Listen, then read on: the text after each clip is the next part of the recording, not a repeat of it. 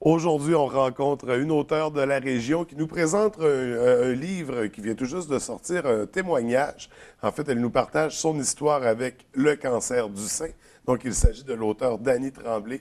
Bienvenue à l'émission. Bonjour. Avant de tomber dans le livre qui s'intitule Un sang moins et après, c'est pas votre premier livre. Vous avez déjà quelques romans, quelques livres à votre actif. Si on refaisait un peu votre parcours d'auteur. Oui, d'abord, je suis nouvelliste, en fait, et j'ai écrit 3 recueils de nouvelles, dont 2 qui sont parus à la Grenouille Bleue, un aux Équinoxes, et j'ai écrit un recueil d'allégories, Allégorie Amour de soi, Amour de l'autre, avec Michel Dufour en 2006. Donc, j'écrivais, j'étais dans la courte histoire, alors que ce soit des contes ou des nouvelles. Ouais. Et puis, au moment où le cancer m'est tombé dessus, j'avais promis à M. Larouche, en tout cas, j'avais fait la suggestion à M. Larouche de lui écrire un roman policier. OK. Or, on est bien loin du roman policier. Là, je me suis retrouvée avec un récit autobiographique, ce à quoi j'avais jamais pensé. Moi, j'ai jamais pensé à écrire, à étaler ma vie comme ça, puis à écrire ça. Sauf que les circonstances ont fait que, entre la tombée du verdict et la fin des traitements, il y a eu un cheminement, je dirais, une démarche spirituelle, là, entre guillemets, là.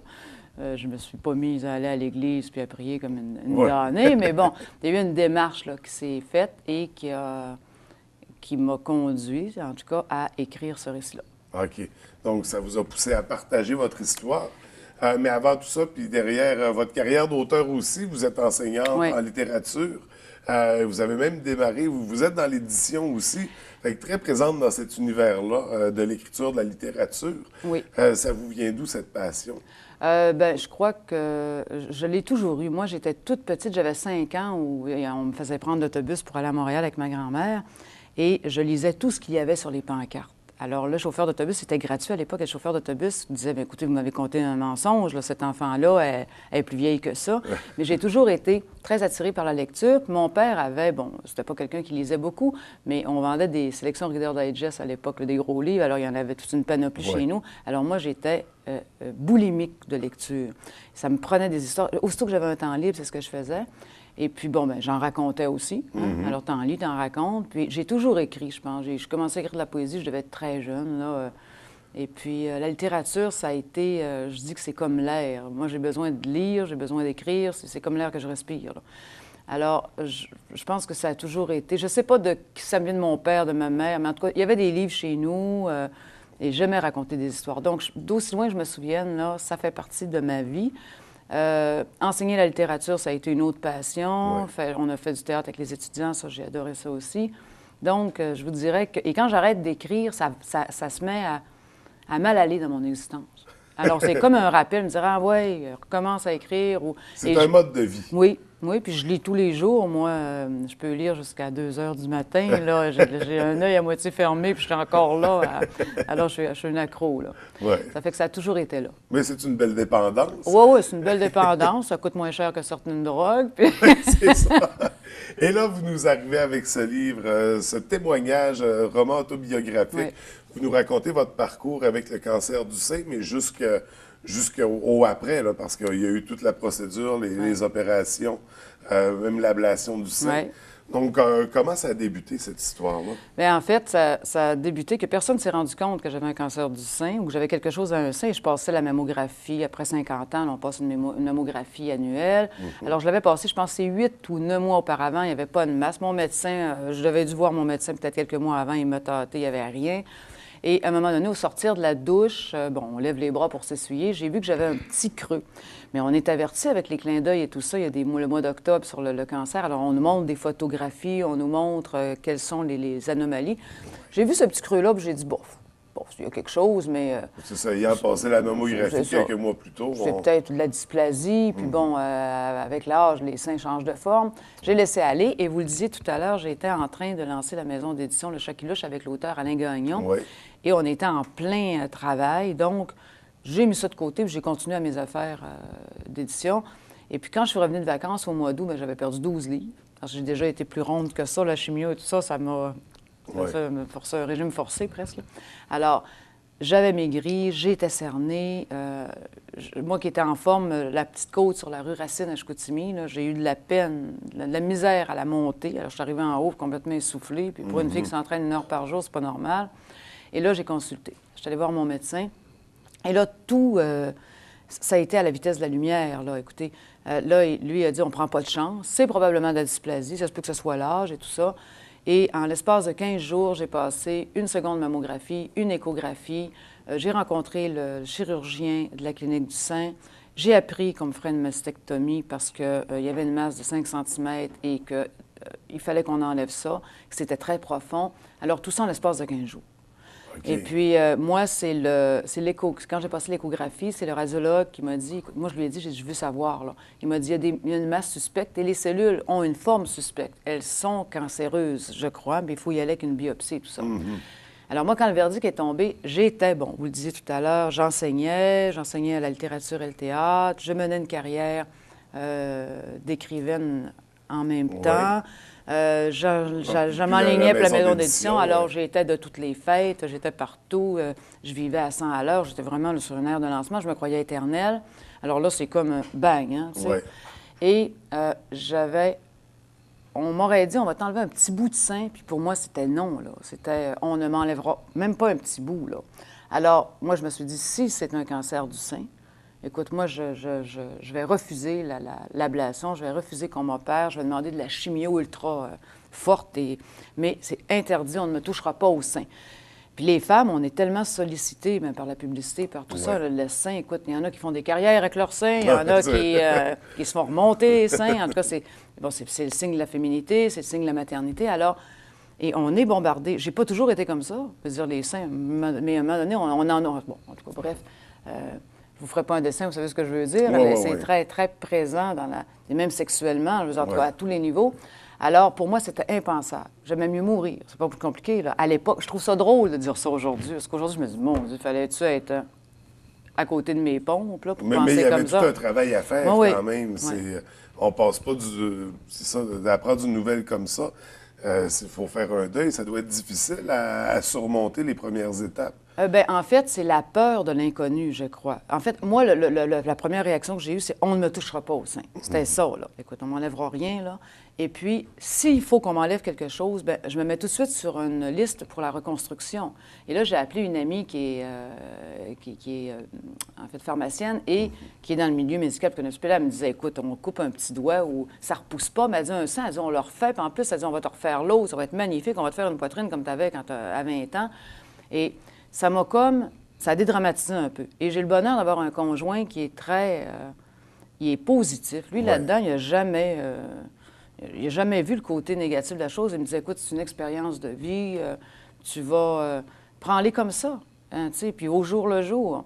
Alors, puis le chirurgien aussi me disait, écoute, Dani, quand tu vas voir passer avec l'opération et tout, mais à cette époque-là, j'étais comme bornée, là. Je me disais, mais je les écoutais et... je dirais que la révélation, on ne peut pas appeler ça la révélation, mais je ne voulais pas de chimie. Je ne voulais pas me faire enlever le sein. Et le chirurgien m'a dit à un moment donné, il dit, écoute, c'est ça où tu vas mourir, là. Laisse-moi te l'enlever, le jeter à la poubelle, tu te feras refaire. Mais pour moi, c'était impensable. Alors, on a déterminé une date pour l'opération, mais je n'étais même pas sûre d'y aller. Et là, c'était vite, là. Je vous ai dit tantôt, c'était 15 jours. Alors, moi, le 2 décembre, je rentrais en salle d'opération, puis il m'enlevait le sein. Ça ne laisse pas beaucoup de temps pour prendre une décision, puis s'adapter à ce changement-là. Non, puis quand je l'ai vu, le chirurgien, il m'a dit, écoute, on était le mercredi, il était prêt à m'opérer le vendredi. C'est comme si tu avais une grenade dans le corps. Il dit, là, la grenade est dans le sein, c'est pas sorti de là. Mais ça peut sortir et exploser dans tout ton corps, puis là, on va perdre le contrôle. C'est dégénératif à partir du moment où on a le cancer du sein, si c'est rapide comme ça? Bien, en fait, ils prennent pas de chance. Ça peut se détériorer très, très rapidement. Alors, moi, c'était contenu dans le sein. J'ai passé des examens, il n'y avait pas de traces de métastases ou de ganglions ailleurs dans le corps. Mais ça ne voulait pas dire, c'est ce qu'ils m'ont dit, écoute, c'est une grenade. Ça peut se répandre dans les canaux lymphatiques vite, vite, là. Alors, on ne prend pas de chance. Et moi, j'ai refusé le vendredi, j'ai refusé le lundi, mais en fait, j'ai reporté ça à 9 jours plus tard parce que, et encore là, j'ai dit, j'irai pas, là. Je voulais pas y aller. Et entre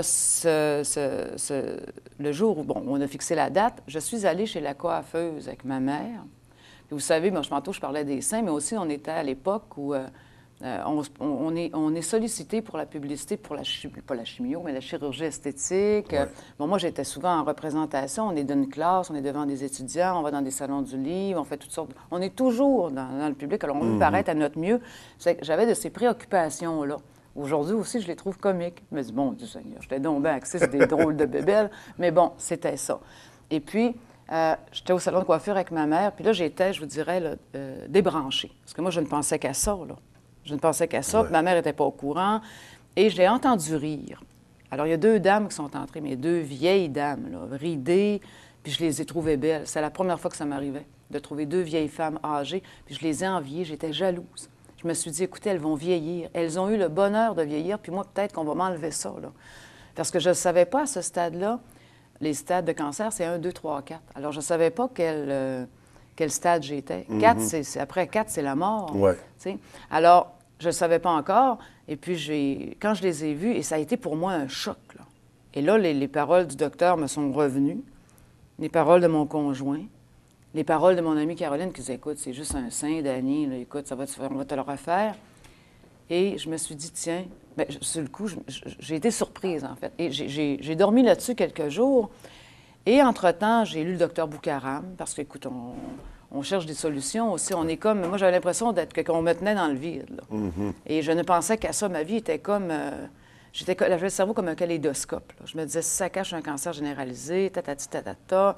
J'étais sûre que j'allais mourir. Je me voyais sur le bord du chemin en train de faire une vente de garage de mes vêtements, tu sais, je voyais tout. Et le cheminement s'est fait tranquillement. Et j'ai été la première surprise parce que la première fois que je l'ai verbalisé, que j'ai dit non, je ne me ferai pas reconstruire, c'est dans un party de Noël, en fait 24 jours, 25 jours après l'opération. Il y a une femme qui s'est fait reconstruire et elle m'a dit, il faut absolument que tu te fasses reconstruire. Puis j'ai dit, je ne sais pas, peut-être que non. Et ma mère, qui était assise à la table, a levé la tête parce qu'elle elle a entendu tout le long, dit, bien là, c'est sûr que moi, je me fais reconstruire, puis c'est sûr que je ne me promènerai pas avec un seul sein, et tatati, et tatata. Mais écoutez, la femme que j'étais avant le cancer, celle que je suis devenue, ce n'est plus la même. On dirait que je suis revenue à des valeurs que j'avais avant. Puis la vie est tellement tumultueuse qu'on se laisse transporter, on change, on entreprend une carrière, on correspond à des critères de toutes sortes, là. On nous demande d'être performante. Et puis je pense qu'on change tout, puis c'est normal, là, mais je pense que je m'étais éloignée vraiment de choses. Je m'excuse de l'expression, mais j'étais dégrondée. Je ne touchais plus à terre. Et fait que ça, on retourne aux vraies valeurs. Aux vraies valeurs. Puis j'ai réalisé que les vraies valeurs, mais écoute, aujourd'hui, je suis plus celle que j'étais, donc il me manque un sein, puis c'est correct. Ça témoigne de mon vécu, de ce que je suis, puis je fais encore attention à moi. Je me mets encore des crèmes, puis bon, écoute, je me maquille un petit peu, mais la beauté a pris une autre signification. Là. Puis je suis contente d'avoir des rides, puis j'espère en avoir, vivre jusqu'à 100 ans, puis je vis davantage. Écoutez, en étant prof, j'étais capable de planifier 16 semaines à l'avance, moi, tout mon programme pour toute la session. Aujourd'hui, j'ai de la misère à avoir plus loin que 48 heures. Je ne sais pas, j'essaie de vivre la journée comme si c'était ma dernière. J'espère que ce n'est pas la dernière, mais je veux dire, je profite de tout, puis j'arrête de planifier à long terme. Fait que vous avez littéralement transformé un drame incroyable en une expérience positive qui vous a permis de grandir au travers de tout ça puis de cheminer. Donc, c'est un beau témoignage, c'est un beau message d'espoir pour celles qui vivent des situations similaires. Oui. Puis c'est intéressant de voir qu'on peut vivre avec un sein en moins parce que, comme on le mentionnait plus tôt, avec les médias, avec la télévision, avec l'éducation, on a l'impression qu'une femme, c'est ça, c'est une paire de seins, mais non, au contraire. Non, mais c'est vrai, on est bombardé, oui. Puis les seins, en fait, chez certaines personnes, c'est une grosse partie du corps. Mais je veux dire, chez la plupart des gens, si on prend ça dans l'ensemble, c'est tout petit. Et puis, c'est tout petit. En tout cas, on s'entend. C'est pas la partie principale. Il y a toute la personnalité, il y a le regard, et même dans la sexualité, là, il y a toute la sensualité. Ça se limite pas à une paire de seins. C'est sûr que c'est beau, puis tout ça, là. Moi, je vous dirais... je suis la première surprise aujourd'hui de vivre de cette façon-là, mais aussi ce qui m'a déterminée. À un moment donné, je me suis posé la question, pour qui est-ce que je me ferais reconstruire? Parce que vous savez, moi, j'ai une cicatrice qui traverse la moitié de mon corps. Il n'y a plus de mamelon. Et dans mon livre, il y a un chapitre qui est intitulé « On est loin d'Hollywood ». On pense à Angelina Jolie qui s'est fait enlever les seins, mais écoutez, c'est en prévention, donc on a été capable d'enlever le mamelon, le mettre sur la glace, puis dire, regarde, on va faire une reconstruction, puis on va te remettre le mamelon.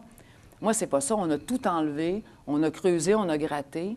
Bon, d'un concours de cicatrices, probablement que je gagnerais aujourd'hui, là. Mais encore là, les chirurgiens font des cicatrices qui sont très fines, très belles. Je veux dire, c'est correct.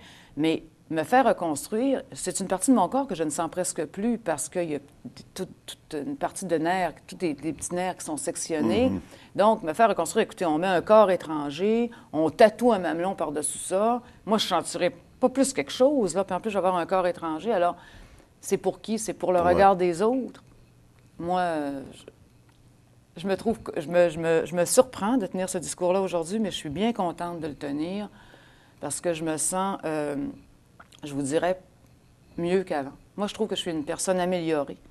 Et puis, si c'était à recommencer, je n'aimerais pas repasser par la chimio ou par la radiothérapie, ni par la salle d'opération, parce que, écoutez, c'est... Bon, l'anesthésie, tout ça, c'est pas des parties de plaisir, mais cependant, je pense que ça m'a permis de devenir meilleure. Et c'est vrai qu'il y a un après aussi. Il y a des jours qui sont bleus, puis écoutez, aujourd'hui, moi, je trouve que la vie me réserve encore plein de choses. Et puis, il m'arrive de beaux événements, puis je suis contente d'être là. Et puis, je sais que le meilleur est à venir. Oui. Bien, écoutez, je vous souhaite le meilleur avenir. Puis j'aimerais parler, souligner, au travers de tout ça, au début du livre, il y a des remerciements, comme dans toute bonne histoire. Et il y en a un particulier qui m'a accroché, en fait, un remerciement pour votre chien. Pourquoi? Jingo, en fait, depuis que je suis toute petite, j'ai toujours eu des labradors. Alors, j'ai eu le premier à 10 ans de Jingo et le 4e des labradors que j'ai eu. Bon, un chien, c'est un chien, mais Jingo était très particulier. Je lui ai jamais montré à marcher au pied. Je lui ai même jamais montré à s'asseoir. Et il faisait tout. Il était vraiment spécial. Mon amoureux me disait que ce chien-là était dénaturé. C'était pas un chien. Il y a quelque chose de bizarre dans ce chien-là. Et moi, j'avais peur du cancer, comme plein de monde. Écoute, cancer, c'est synonyme de mort, alors qu'aujourd'hui, on en sauve une quantité. Puis le cancer du sein, c'est celui avec lequel on réussit le mieux. Hein? Alors, c'est celui, des femmes, on nous sauve la peau aujourd'hui. Et Jingo, à 5 ans, a eu un cancer des ganglions. Et là, moi, je suis dans le salon, puis je braille comme une madeleine, et puis j'ai de la peine. C'est le meilleur chien que j'ai eu, là. Je me dis, j'en aurai plus jamais comme ça. Et mon mari est un petit peu particulier. Quand il a vu que j'avais de la peine de même, il avait parlé avec la vétérinaire. La vétérinaire, elle dit, écoute, elle dit, à Saint-Hyacinthe, on donne de la chimio, on guérit les chiens. Mais moi, j'ai trouvé ça fou quand il m'a dit ça. Je dis, écoute, on n'ira toujours même pas à Saint-Hyacinthe donner des traitements de chimio à notre chien. Il dit, gars, on en fait donner 5, c'est une fois ou 3 semaines. Le vendredi, on fait un aller-retour. Alors, j'ai vu mon chien avoir les 5 traitements. Il a eu des effets suite à la chimio. C'est exactement la même chose que chez les humains, hein? Ouais. Et il faut faire il faut faire attention aux mêmes trucs. Le chien, le système immunitaire faiblit. Il est devenu très affaibli. Et on nous a dit à la fin des 5 traitements, bien écoute, on n'est pas sûr de l'avoir sauvé. Probablement que son espérance de vie est de 9 mois. Puis en plus, on a brisé le cœur. Parce que la chimio, souvent, ça ne laisse pas nécessairement indemne. Là. Il y a des séquelles aussi, parfois. Pas chez tout le monde, mais bon. Alors, on est reparti avec le chien en se disant, il va vivre 9 mois. Et il a vécu 6 ans. On a doublé son espérance de vie. On a doublé sa durée de vie. En fait, il a eu une vie normale. Il avait le cœur affaibli, il ne pouvait plus courir comme un forcené, là. Et moi, ça a changé ma vision. Probablement, vous savez, dans l'annonce, quand on annonce à quelqu'un qui a un cancer, on les voit tomber sur le dos. Moi, je ne suis pas tombée sur le dos. Parce que, sur le coup, je n'ai pas pensé à Jingo, mais ma référence au cancer avait changé. Il y avait déjà une première expérience. C'est ça. Alors, Jingo avait survécu, puis il était encore là. Ça fait que moi, dans mon esprit, si le chien avait survécu, et moi, j'étais capable de le faire aussi, là. Et ce chien-là était toujours avec moi. Toujours avec moi. En tout cas, à un moment donné, je suis venue fatiguée, moi aussi, avec les traitements en chimio, et il était toujours à côté de moi. Il y a une photo de nous deux, à un moment donné, bon, j'ai pas un poil sur le coco, et puis on est tous les deux en campeur, et il est avec moi. C'est comme une photo de famille. C'est vraiment drôle, il était ça avec moi. Vous êtes auto-soutenus dans tous les deux, votre expérience. Oui, bien, puis c'est drôle, je le marque aussi, c'est aussi drôle que cela paraisse. Ce livre-là est dédié à mon chien Jingo parce qu'il est mort le 28 novembre 2013. Bon, il était rendu à 11 ans, il était sénile dans les derniers temps, donc on ne pouvait plus le garder. Mais moi, il a été, écoutez, je me dis, c'est ça. Ça a changé parce que c'est ça, le mot cancer, c'était synonyme de mort. Puis avec Jingo, ce qu'on avait réussi à faire avec lui, pour moi, là, c'était clair que c'était plus ça. Parce qu'en fait, on sait pas on sait qu'il y en a beaucoup des cancers, mais on a tout on entend parler de quelqu'un dans nos proches qui l'a, puis on ne sait pas quoi lui dire. Hein. On est sûr que ça va mourir, on ne sait pas que... Alors qu'aujourd'hui, bien écoute, on fait des miracles. Puis le docteur Boucaram, que j'ai lu, et bon, Seigneur, j'ai aimé cette lecture-là. Moi, je suis quelqu'un de rationnel, je suis quelqu'un de cartésienne, donc la pensée positive, là, pas trop. Mais le docteur Boucaram disait qu'il est oncologue. Il y a des gens qui ont un cancer stade 1, ils vont mourir. Ils vont baisser les bras. Puis il y a des gens qui ont un cancer stade 4, qu'on pense à Guy Corneau, qui était au stade 4, et qu'on a vu au Salon du Livre 2 ans après, puis qu'il y avait un petit bébé d'un bras, là. Tu sais, il avait réussi à se relever. Alors, il y a beaucoup de... Une fois qu'on a pris le parti de guérir, puis de rester du côté de la lumière, de ne pas se laisser abattre, bien, on a une partie de la guérison qui est entreprise. Et vous êtes un excellent exemple de ça. Oui. Chapeau vraiment pour votre parcours. Merci pour votre témoignage, pour votre livre. On invite les gens à se le procurer, qui a paru aux éditions JCL, donc qu'on retrouve dans toute librairie. On invite les gens à se procurer le livre. Et est-ce qu'il y a un projet littéraire à surveiller prochainement? Bien oui, je suis en train d'écrire le roman, là, le roman que je devais présenter à M. Larouche. Bon, ça ne sera pas un roman policier, mais ça va être un roman, en fait... suspense. Oui, c'est ça, avec un personnage que j'ai tiré d'une de mes nouvelles. En fait, je l'ai ressuscité dans une de mes nouvelles, il meurt, mais là, je l'ai ressuscité et je raconte son histoire. OK. Alors, l'histoire d'un garçon torturé, tortueux. Et j'ai entrepris aussi un recueil de nouvelles.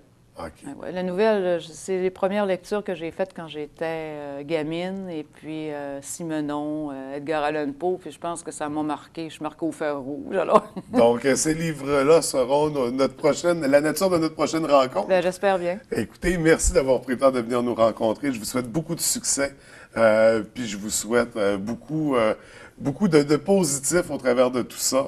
Visiblement, justement, vous en êtes très bien sorti et vous êtes un beau modèle. Merci d'être venu nous rencontrer. Bien, merci de m'avoir reçu. Ça fait plaisir.